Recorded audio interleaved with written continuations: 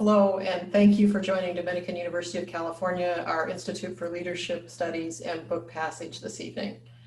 I'm Mary Marcy, I'm the president of Dominican University of California, and I'm so pleased to welcome you again to this remarkable series. We're now celebrating 16 years, celebrating inspired acts of leadership, world-class authors, and change leaders through our partnership with Book Passage. So after 16 years, you don't think the pandemic was going to stop us, do you? There are too many people with important things to say and too much important work being done. We have to have these conversations. And thanks to our good partners and our good sponsors, we're able to do so again this year. Elaine and Bill Petrocelli, the founders of Book Passage, have been extraordinary in their vision and their commitment to the Bay Area community, and we're so pleased to be working with them again. We're also very honored to have our lead sponsor back, Fairview Capital Investment Management. Fairview is a boutique wealth management and investment advisory firm headquartered in Greenbrae. They were founded in 1995 by Andy Matheson, and they currently manage more than $2 billion for individuals, trusts, retirement plans, foundations, and endowments. Andy Matheson is also, I'm proud to say, a member of Dominican's Board of Trustees. And when you hear more about their mission, you can understand why this is such a great fit for Dominican, and I hope and believe for Andy and his team. Because his firm provides a high level of ethical, personalized service. They encompass both investment management and financial planning, and they're committed to delivering results that helps their clients prosper and achieve their financial and their life goals. They're proud to serve the nonprofits of Marin County, and indeed, if you're involved in nonprofits in Marin County, you've encountered the folks from Fairview. Their team has an extensive volunteer engagement and community involvement program. Tonight's program is also supported by our diamond sponsor, Christine Christensen, who I am very happy to say received her master's in business administration from Dominican, and she's now among an elite group of the top 5% of Marin County real estate. And you know how competitive real estate is in Marin County. Christine is with Vanguard Properties, a locally owned and very dynamic real estate brokerage, and she believes strongly in giving back to the community that has helped her realize her professional goals. So we are all the beneficiaries of that today.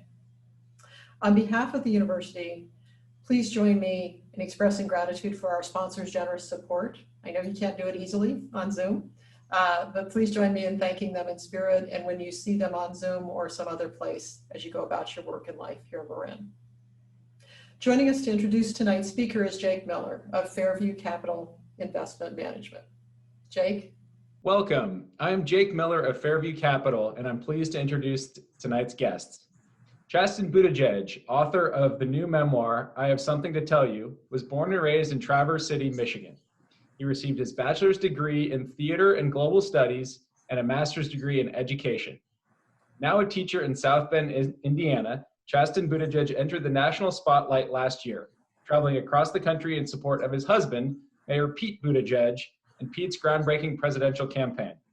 Today, he will share his experiences growing up gay in his small Midwestern town, his relationship with Pete, and his dream for America's future. Chasten is joined in conversation with Pulitzer Prize-winning novelist Andrew Sean Greer, author of 6 works of fiction, including The Confessions of Max Tivoli and his most recent novel entitled Less. Please join me in welcoming Chasten Buttigieg and Andrew Sean Greer. Thank you all for coming. It's so great to meet you in person, Chasten. It's nice to see you. I mean, not in person, but yeah, but you know, this is nice enough.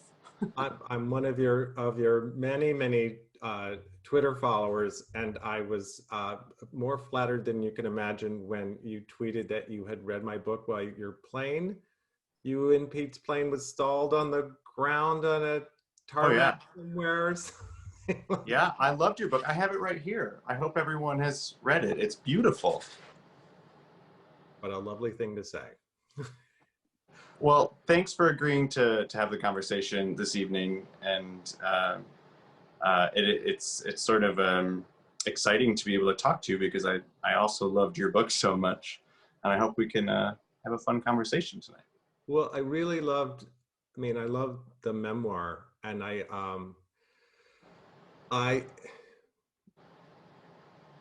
think what I found most striking about it was, and I think maybe this is what people have found striking about you, is that it's so vulnerable. Like it wears everything on its sleeve, and I think we see that on Twitter. And you talk about how you just weren't thinking about what you were doing at all. Yeah. And there's something without artifice about your at least your social media presence. And then I feel like it must actually be you, seeing you right there. It's me in my attic. Welcome. The dogs are coming and going, you know, it's just me hanging out. Yeah, that's the book I wanted to write. I was really nervous to write it, to be honest, because people in politics don't write books like that. And there's a high risk in being that vulnerable and sharing really dark, scary details about your past. And, you know, Peter encouraged me to write that book. My editor encouraged me to write that book.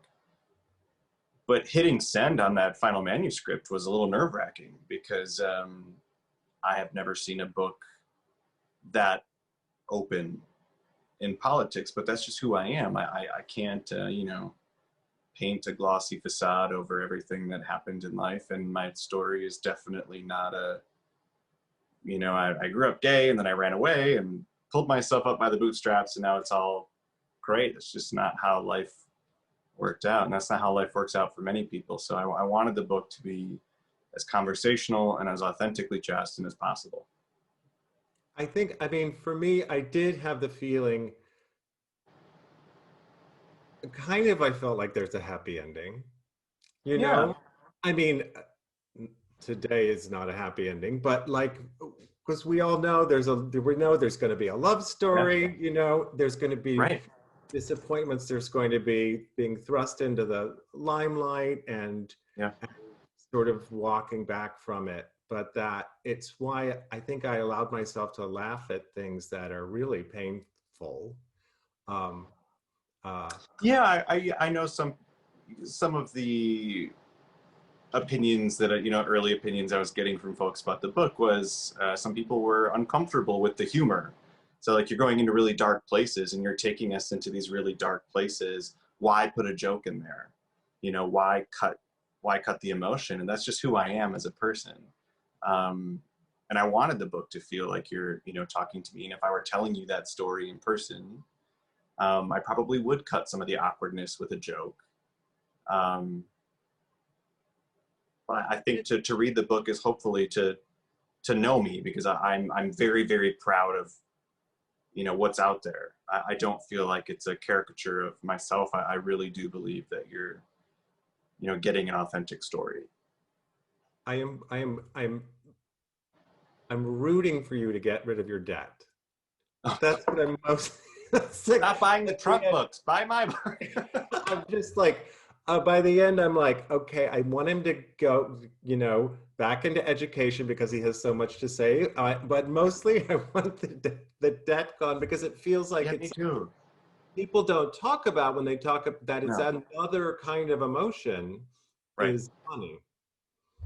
And that's why I talk about it so much in the book, because, you know, as a society, we have just learned that, you know, if you have debt, then you are broken and you failed, right? So I'm a first-generation college student. I went to college and I'm struggling to figure out how I'm supposed to make this all add up. And everyone just keeps saying, get a bachelor's degree, and, you know, and the world will open up. You know, and one trip to the emergency room without health insurance shortly after college, just it broke me. Well, broke the bank, and I feel like we don't talk about those things because we're all supposed to have it figured out, right? And the idea of student debt, medical debt, not knowing what you want to be when you grow up at the age of 18, right? All of those things mean you have sort of failed the American dream game. And I just wanted to be honest about all of those feelings and experiences. Well, I always think it is, I try to be honest about money with my friends and especially with fellow writers. In fact, I was doing an interview with a filmmaker, Charlie Kaufman, who made like Being John Malkovich. And we started just like this. And he said, hey, how do you make money? And I'm like, wait, no, we're on the air. He's like, do you teach? How do you make a living? Because he was wanted to be really honest about, I'm like, not now, not now. Right. Well, think about, and I mention it a little bit in the book when we talk about dating and how exhausting it can be. What's the first question we always ask people, in small talk or, when we sit down for a date? It's, what do you do? And it's not, what do you do that brings you joy? What do you do on your day off to relax? It's, what do you do to make money? Right. And because we are so wrapped up in the idea of the career and the work defines who we are as a person. I never felt that way. I write in the book, my biggest goal in life was to be a dad. I just sort of found education. I found theater education. There are things that make me feel alive and they make me feel like I'm, participating well and giving back. But I'd go on these dates with like doctors or lawyers and, people who seemingly like have their shit together and like, what do you do? I'm like, well, I rent my apartment on Airbnb and I substitute teach and I'm in grad school. And, sometimes I do this tutoring program and to them, that idea is like, oh, you don't have like a full-time 40-hour job. So therefore like you don't have it together. Like all of those things made me happy. And I liked doing all those things. But the idea of like where you make the most money is the thing that defines you. I just never prescribed that thinking. Well, I kind of don't want to talk about policy, Oh, even though I know you can, because that's not what the book is about at all, no. But I do, you're touching on these things that are very American. When I talk to European friends and they complain about their taxes, I'm like, your school was free and you have an itch, you just go to your local clinic and you don't pay anything. Mm-hmm. And we all call up a friend who's a nurse and take a picture of the cut on our finger and say, do I have to go to the ER? Right. And they're shocked. Well, it's something that pushed me to write the book. So when I was approached to write the book, I was like, no, like, what do I have to say? Right.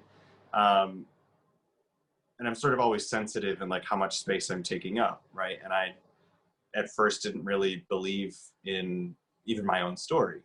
So then I go out on the campaign trail and I'm sharing all these stories and I'm connecting with all these people who are like, yeah, I'm a first generation college student. I graduated with 50 grand, in debt. I worked at Starbucks too. I'm working all these part-time jobs trying to, figure it out. And I realized like, oh my God, my story is nothing to be ashamed of. It is like so uniquely American that millions of people have these experiences. And that's why I wanted to share them and talk about them, because I feel like also many people who are involved in politics don't have that story, if that makes sense. I never really saw that story reflected in the people representing us in Washington. Yeah, because there's a vibe, even if it isn't true, of being, Rockefellers somehow like born to be. Yeah. And if you talk about student debt, you talk about medical debt, you talk about basically not having your shit together, then you're like somehow broken and weaker and less than. I don't think people talk about their vulnerabilities. And not that everything I talked about in the book is something that everyone should talk about. I mean, especially when we get into, abuse and assault.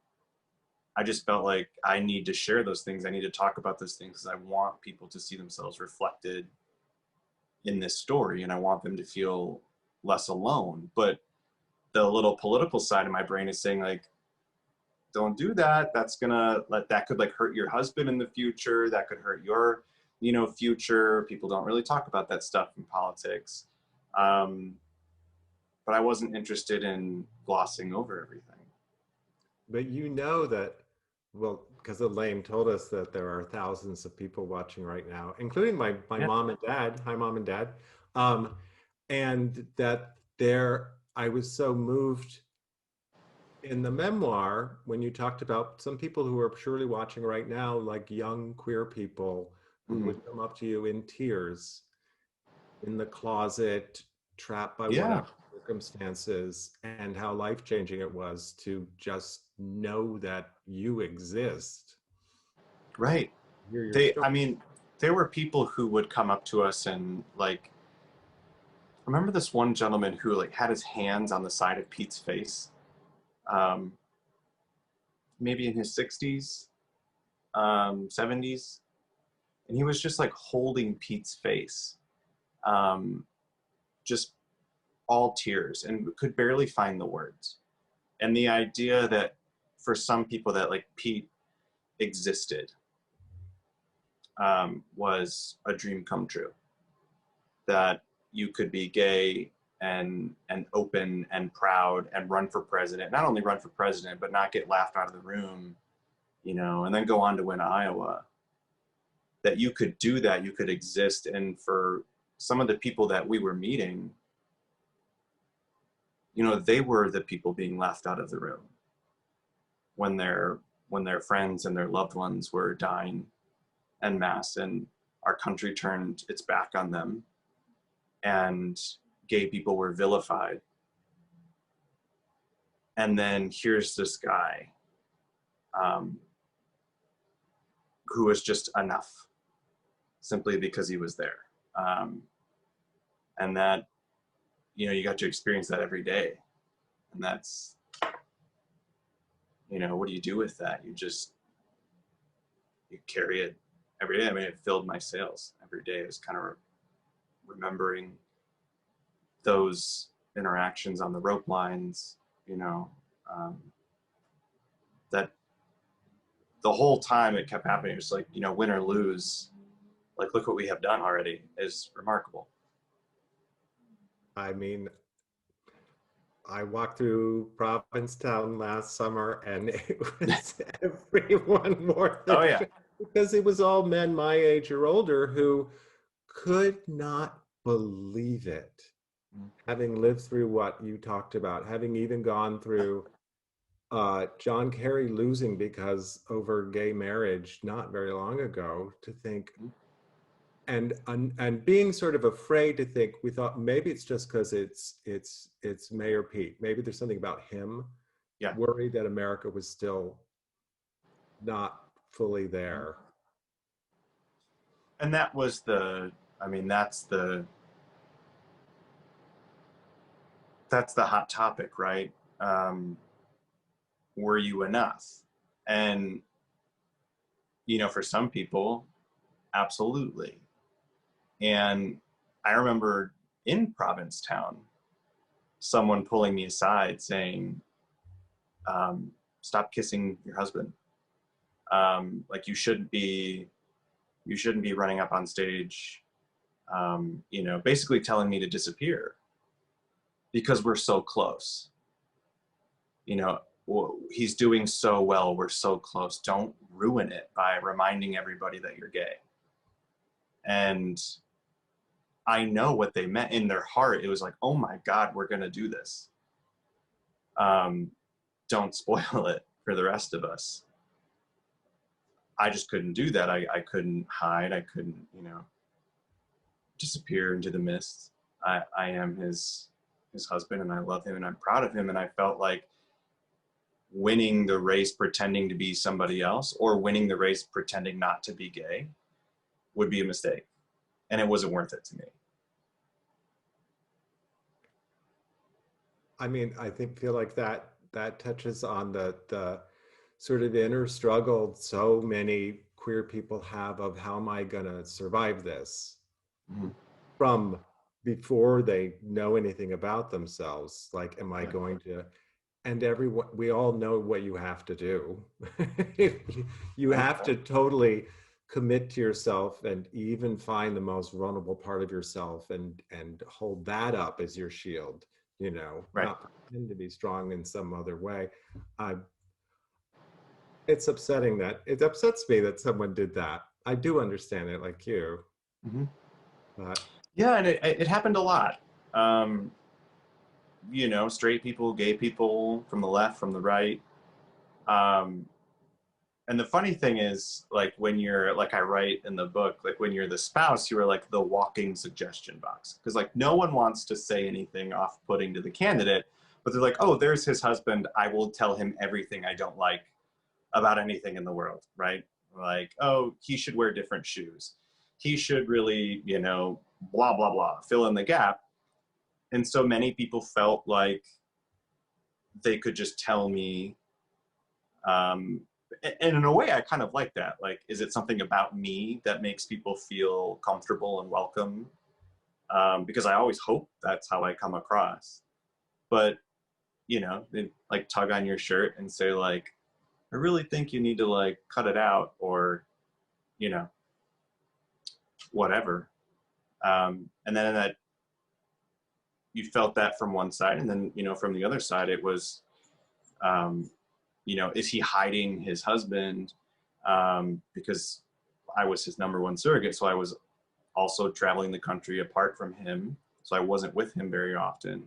And so then, you know, of course, people, like the rumor mill starts, and like, is he hiding his husband? Is he, you know, going alone?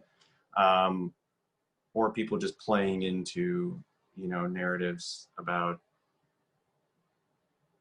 whether we were or were not gay enough. It was just like, it was kind of like standing in the middle of a blender, right? And just like watching it all happen around you while trying to like remain like firmly planted in your reality and your lived experience, because it can just suck you away so fast, and you can lose yourself so quickly in the process.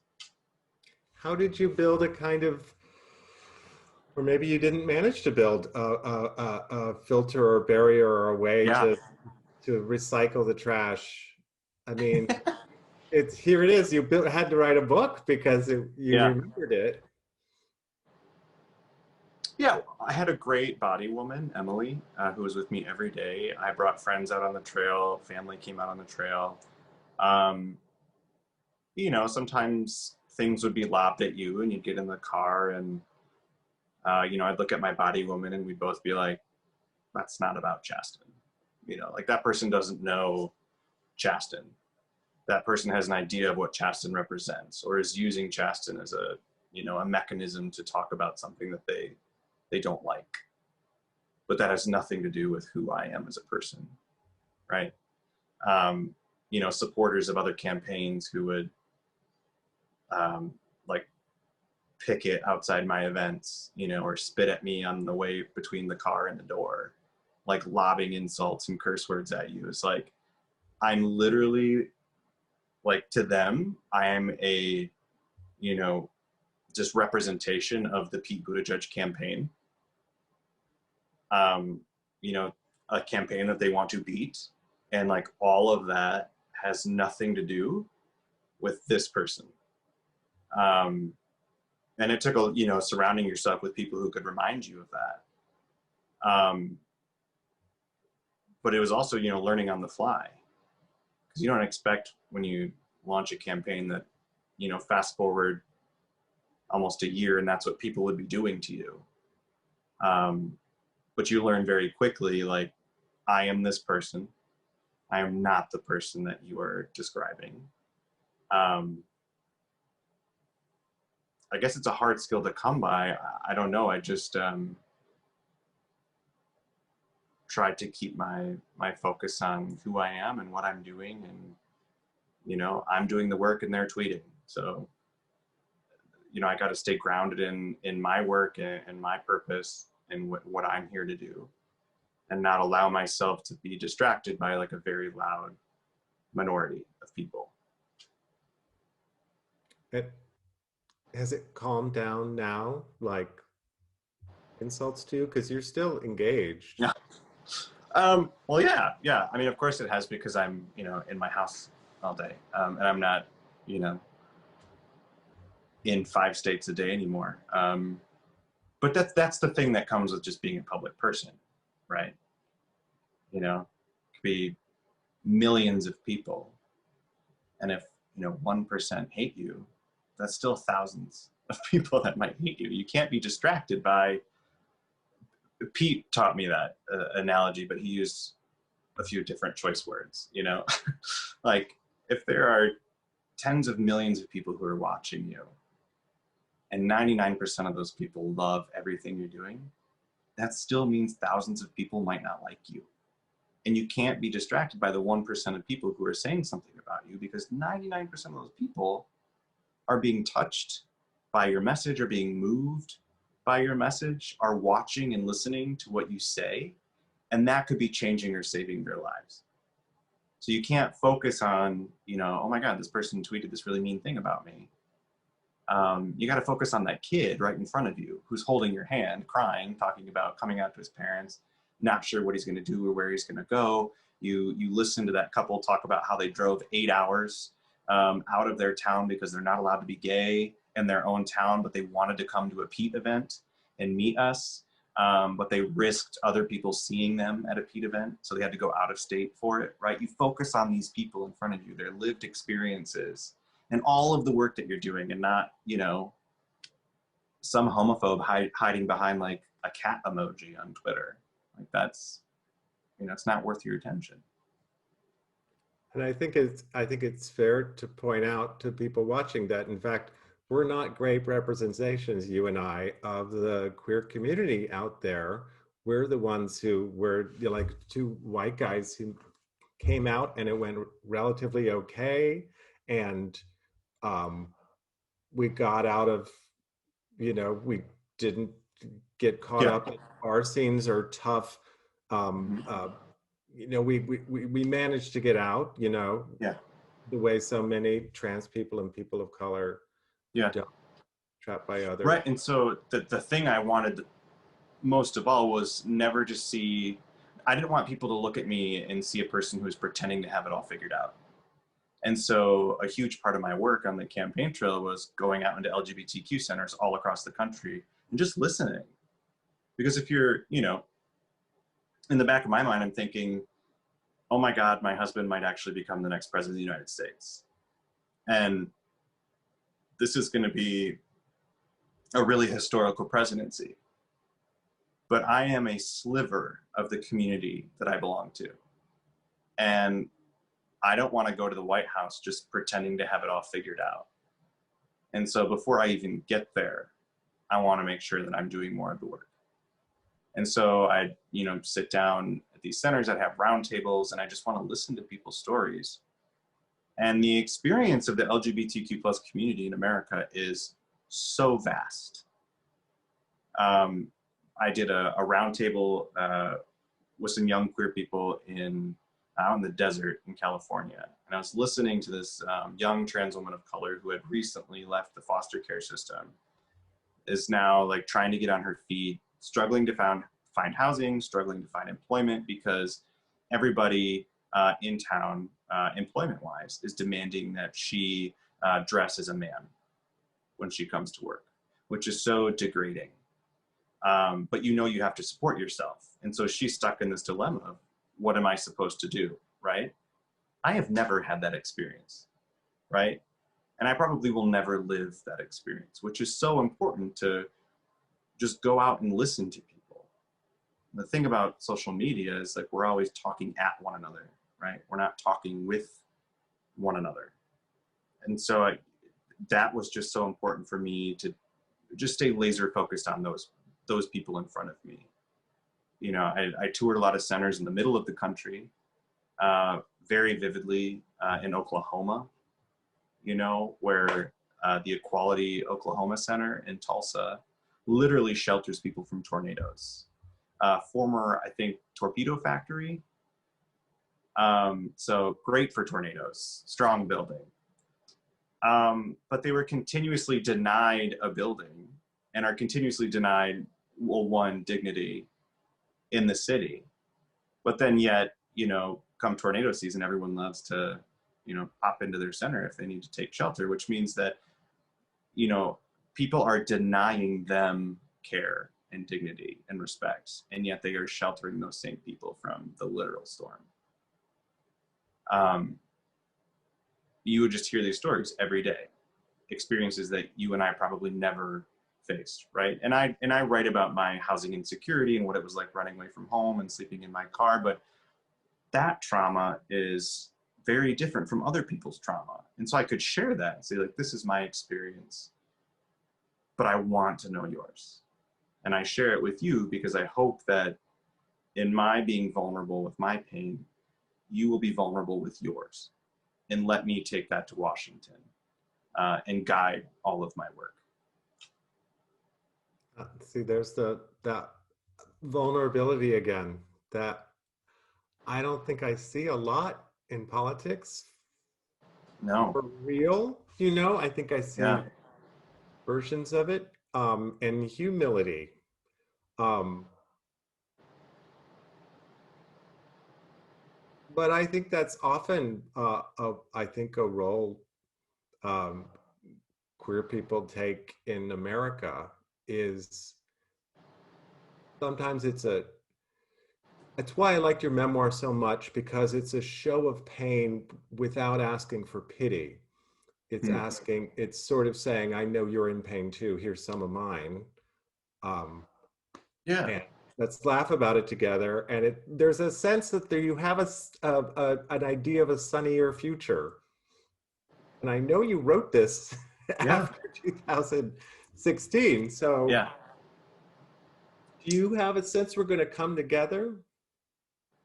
Politically, Yeah. um, hopefully, um, things that worry me so much is just how we are becoming so quick to just give up on one another. And I feel like life and the country is like a sort of safari truck, just like bumping down the road, you know. But I want everybody on board to be headed in the right direction. But sometimes it feels like, you know, when somebody hits a bump and goes to fall off the cart, instead of like reaching out to understand that person, maybe this is a terrible analogy, but like I'm just coming up with it right now. I'll go with Instead it. of like reaching out to them, you know, to help them, we just push them off the cart. You know, someone makes a mistake, canceled, see ya, bye. And I don't want to give up on people because I need people to fight for me too. And I need people to fight for every single person who has been denied a voice and who doesn't even get to fight for themselves. But I'm so fearful that we just give up so quickly on our neighbors. And I mean, this president is terrific at changing the subject, invoking violence, um, peppering his speeches with homophobia and xenophobia, which is, you know, normalizing hate, which means we are then quicker and quicker to give up on one another, judge one another, cast one another aside. And if we're not willing to have conversations with people we disagree with, or, I mean, approach life with empathy, and that's how we just end up with people like Donald Trump. And that's why we'll continue ending up with people like Donald Trump if we give up. If we just give up, because, well, let me give you an example. I was doing like a Canvas kickoff in New Hampshire, you know, where your volunteers come, they get their clipboards, they're going to go knock on doors. It's like January, it's cold, everyone's in their boots. And I gave my stump speech, you know, thanks for coming, love my husband, blah, blah, blah, let's go knock on some doors. And this woman came up to me sort of in tears and was like, I just want to apologize.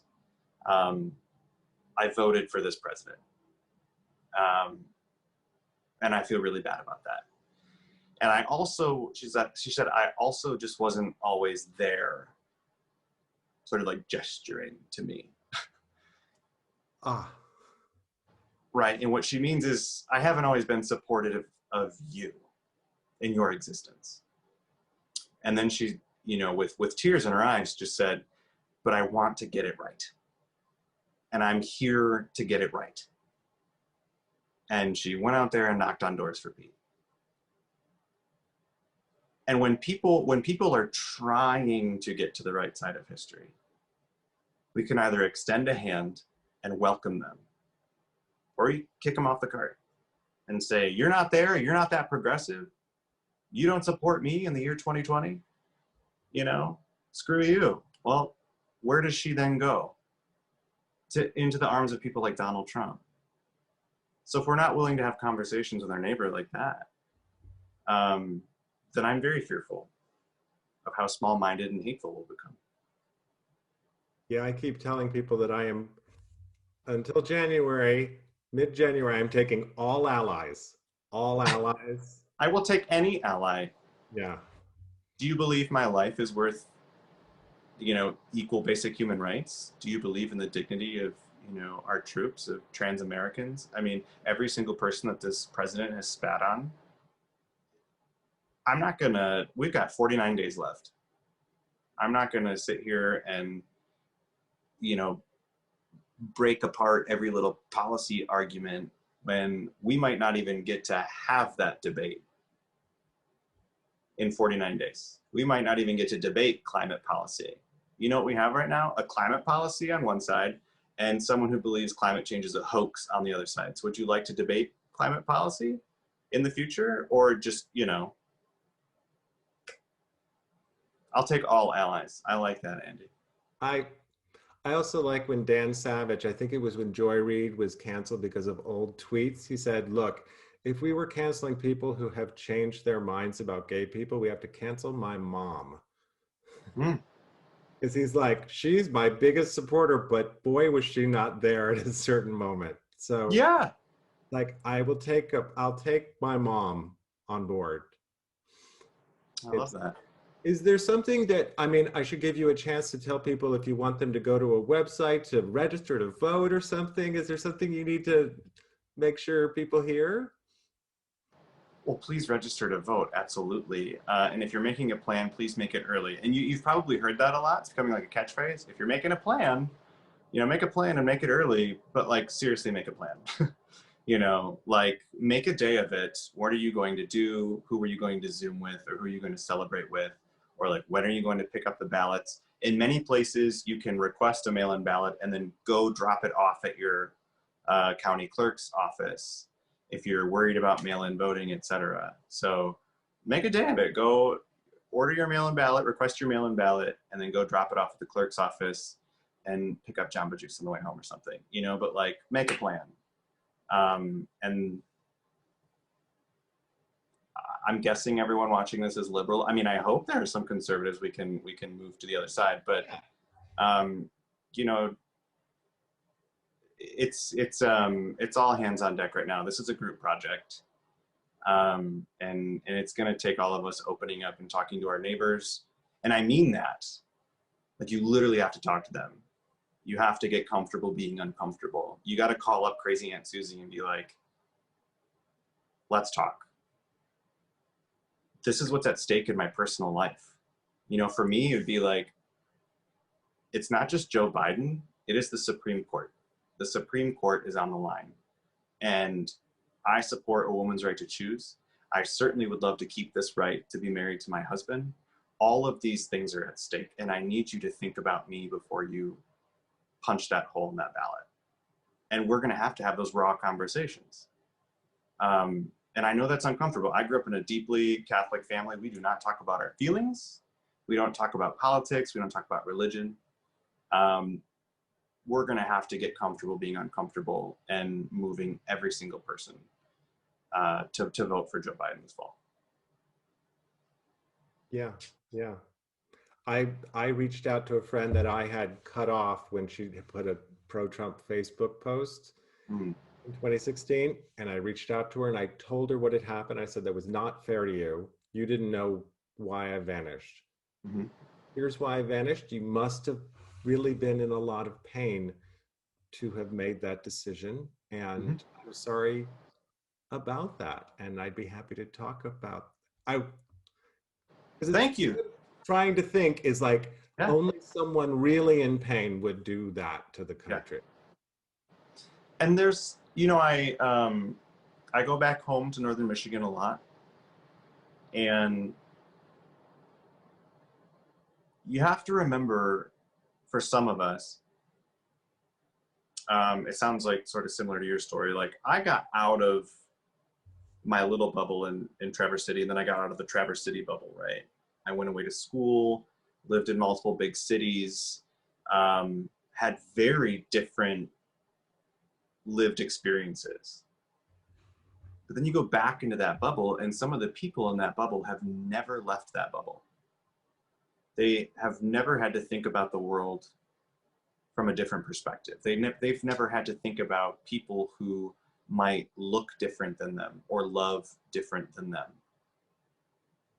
And sometimes it's on us to pop the bubble and be like, maybe you don't know or have never met a queer person. Let me tell you what that's like. Maybe you've never had to think about why you can't say all lives matter, because you have never had to examine the world outside of your straight, white, cisgender, male lived experience, right?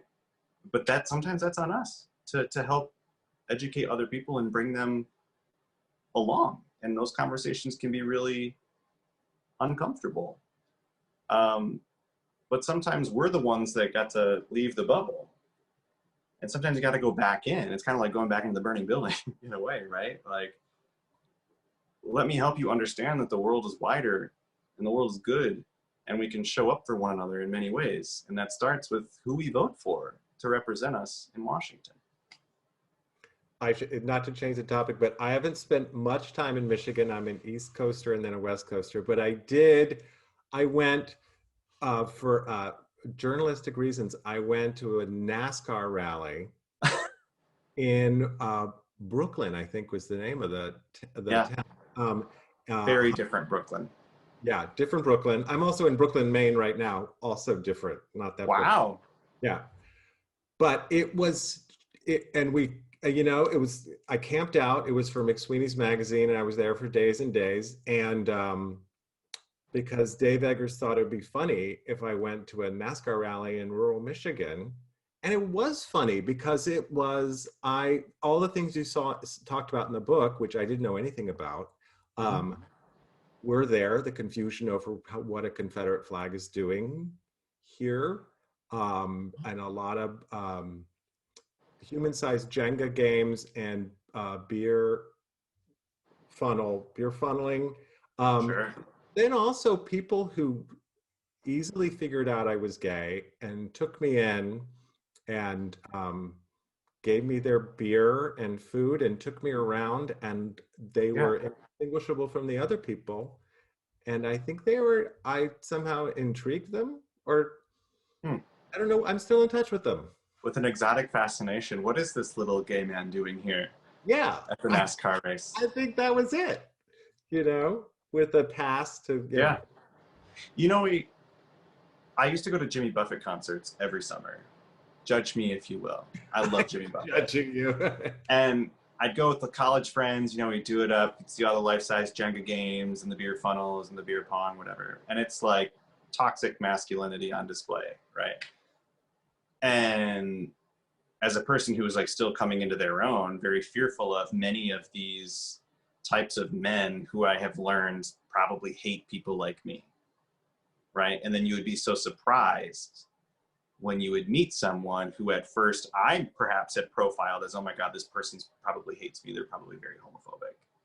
And then they're very welcoming, right? They welcome you into their barbecue. When you mention your boyfriend with bated breath, wondering if these people are going to scoff at you or, if it's going to be okay. And then when it's okay, you realize like, oh my God, the world isn't as terrible as I maybe think it is, and these people are totally fine with my existence. And that has been my experience. I've lived in the Midwest my entire life. You have to believe in other people. I mean, you have to give them a chance, right? Otherwise our moms would be canceled. I mean, my mom might be watching right now. Love you, Mom. But my parents had no idea what it meant to be gay. Had no idea, had no answers. So when I came out, right, in a way I popped the bubble. And they're like, what do you mean? Like, what is all of this? What does this mean for us? What does this mean for you? But beyond that, they were terrified for me. And, sure, I heard homophobic slurs growing up in school and in church and 4-H.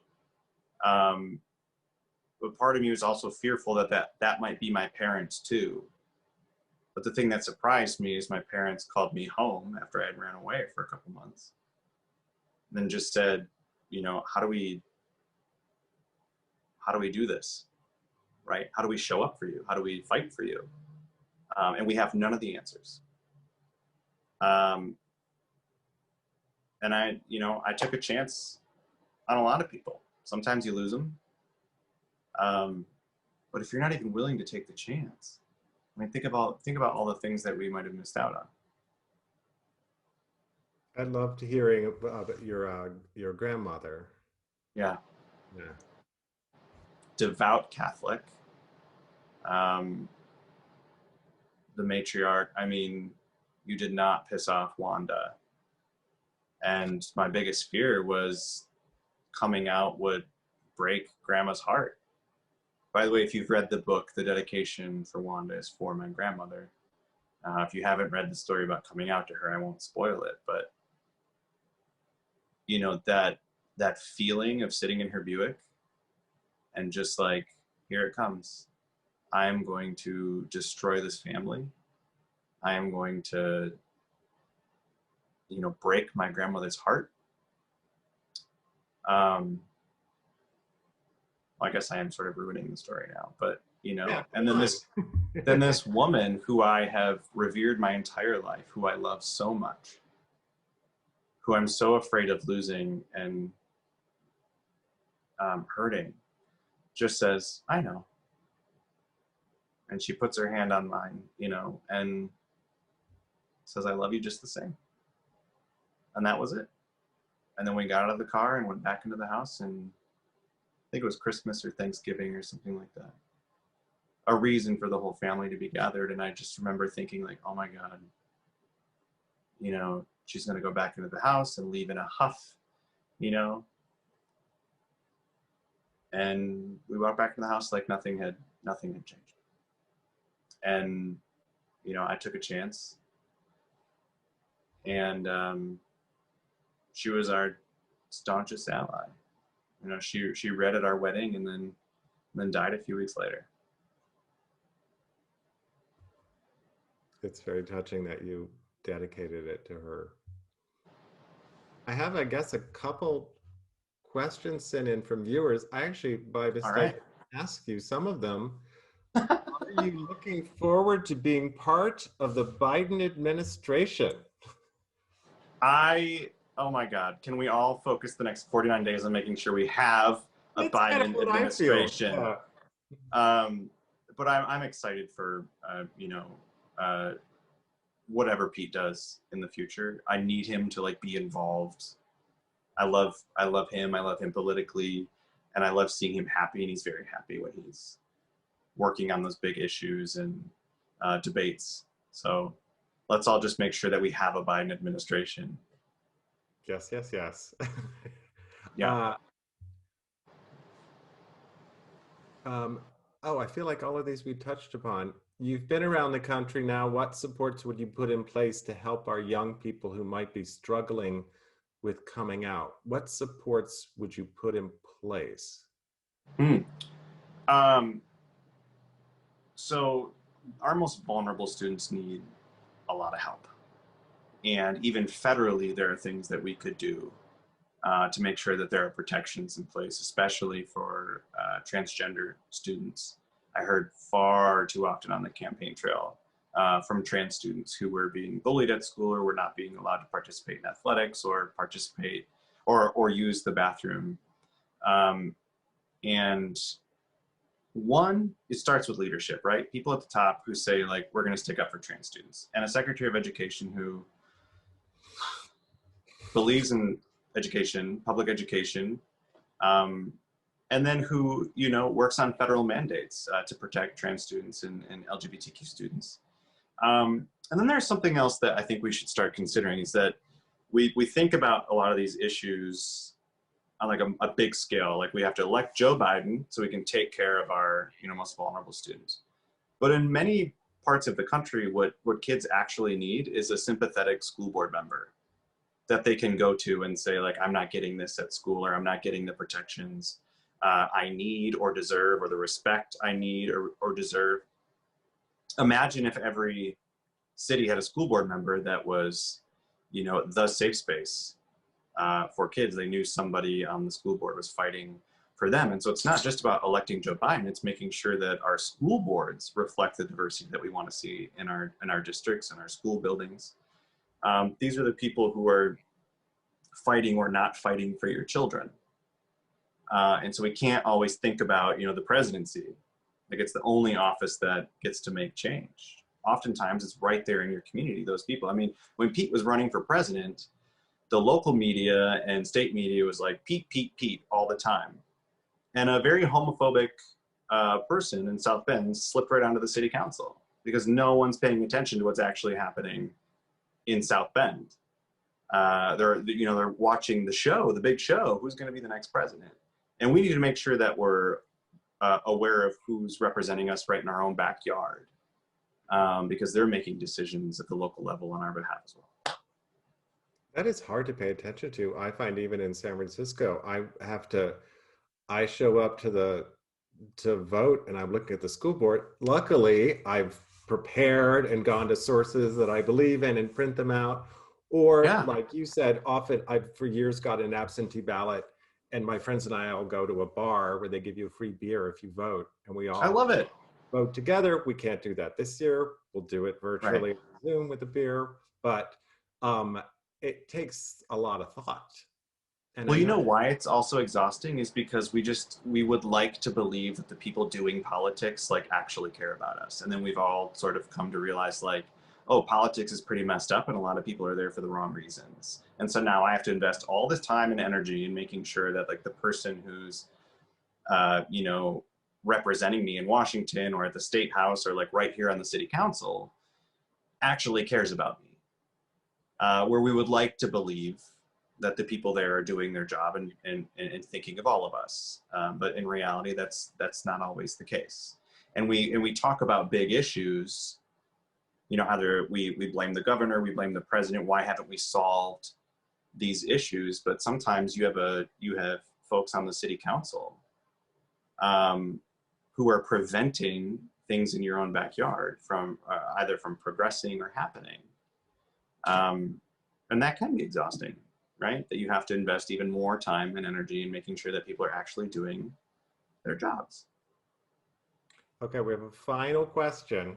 What, already? Yeah, from a reader, but it's one that comes that I was thinking about too. It is okay. What gives you hope?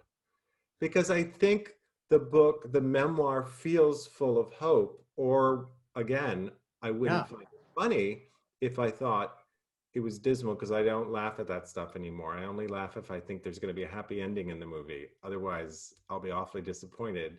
And this movie's not over, but there's a feeling that you're hopeful. Are you? And how? Yeah, in a way, I wrote this book for young me. I wish I would have had this book when I was younger. I was a suicidal teenager who just didn't see the point. And I wish I could go back in time and give young me this book and talk about how there is reason to be hopeful. And when you feel the good, how good it feels. To be in love, to know family and friendship, and to make a difference. And this book isn't just for queer people. I think it's just as much for straight people to realize the role that you can play as an ally. We don't always want to give straight people too much credit, but I'm here because of straight people.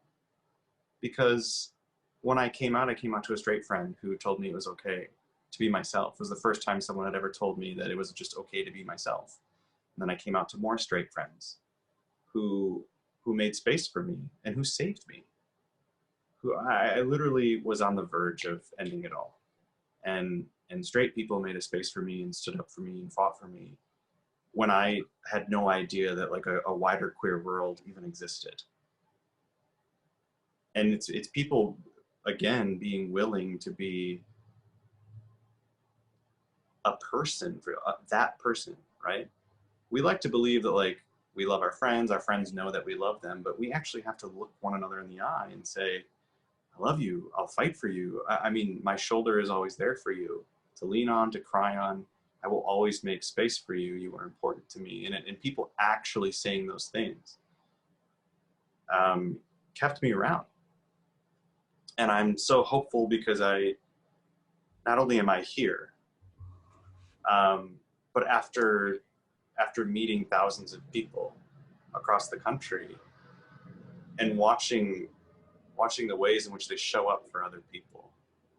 You know, I'll never forget this theater teacher I met in Iowa, out middle of nowhere, Iowa, running an after-school drama program because they don't have one at school. And I think what she was actually running was an underground LGBTQ center because it was a safe space for kids to go. And they could go be in the play and do the thing. And that made sense to their families. But what she was really doing is taking money out of her own pocket and time out of her own schedule just to create a safe space for these queer kids who had nowhere to go. And she's just one person out there doing the work in the middle of nowhere. And we don't talk about her story. You don't see that, you know, all over social media and on the major news networks because that's not what people typically talk about. But there are people out there who are just inherently good and doing good work. And so after meeting thousands of them and seeing what they're doing in their own communities, I'm very hopeful about what this country can be. I just hope we get it right. Well said. You know, I forgot to ask you about writing or about Rakesh, your editor, and what it was like Yes. to create this whole thing. He's hilarious. We'll need a whole nother hour. I wanted to meet your dogs or hear about your dogs, you know. Oh, Truman's here. I can try to like move the Did we do tripod. that? You can see the dirty desk, but Truman's there. Oh. But he's right. being very sassy today. He's like, he has no time for me. And I would be remiss if I didn't say hello to Mary Chapman and Mary Shaw, who are watching, friends of a theater professor of mine who we didn't get to talk about. But again, she was a professor I had in college who was like the first person at the collegiate level who like made space for me. I had no idea what it meant to be gay. And then I had this person in my life. Again, someone who just opened up their office for me and we would talk for hours and it was like my safe space to go. And so I think that's her mother and her friend who are watching, residents in San Francisco. So Mary, your daughter is wonderful and I'm very grateful for her. Thank you, Andy and Chasten. This was just amazing and I so appreciate that you were here today. And Chasten, I know that I'm going to have more books from you as well as Andy.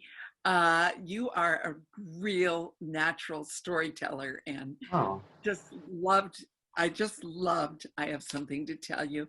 And I'm really excited because you were so kind that you signed book plates. So everyone who gets this book from us by donating to Dominican University is going to have a signed first edition. And in my opinion, you and Pete are quite young and from my viewpoint, and the day will come when we will be celebrating the inauguration and you in the White House. But first, as you say, we have work to do before we get there. Sure.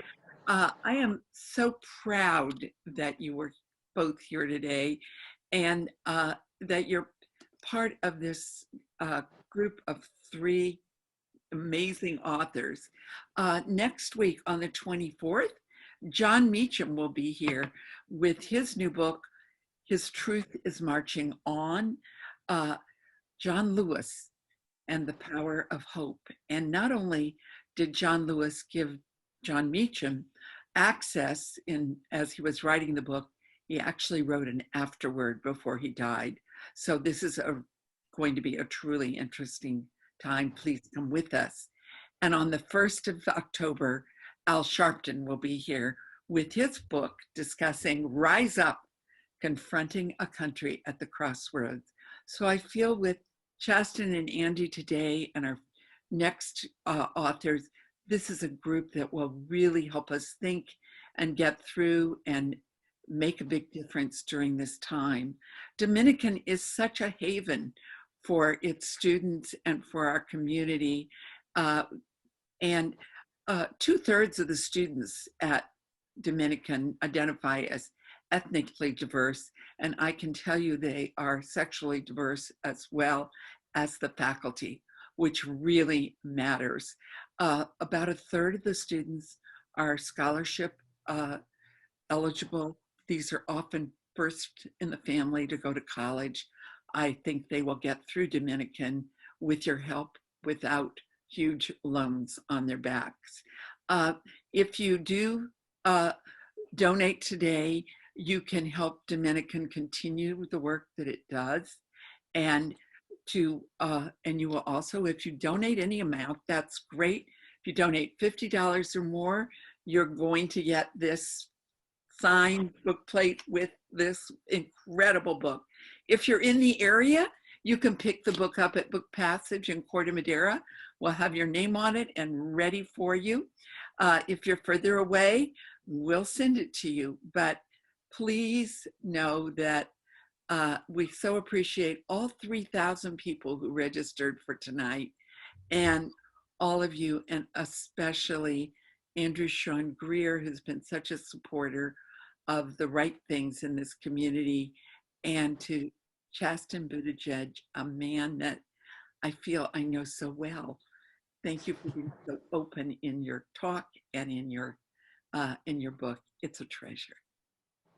And thank you again to Denise Lucy from Dominican's Institute for Leadership, who's been partnering with Book Passage for 16 years, and we have so much fun. Good night, and let's all go out and vote. Thank you.